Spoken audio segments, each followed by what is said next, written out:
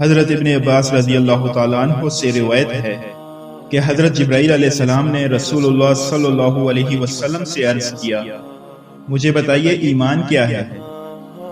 نبی کریم صلی اللہ علیہ وسلم نے ارشاد فرمایا، ایمان یہ ہے کہ تم اللہ تعالیٰ، آخرت کے دن، فرشتوں، اللہ تعالیٰ کی کتابوں اور نبیوں پر ایمان لاؤ، مرنے اور مرنے کے بعد دوبارہ زندہ ہونے پر ایمان لاؤ، جنت، دوزخ، حساب اور اعمال کے ترازو پر ایمان لاؤ، اچھی اور بری تقدیر پر ایمان لاؤ۔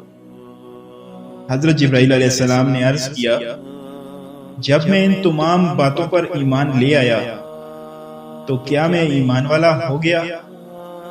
آپ صلی اللہ علیہ وسلم نے ارشاد فرمایا، جب تم ان چیزوں پر ایمان لے آئے تو ایمان والے بن گئے۔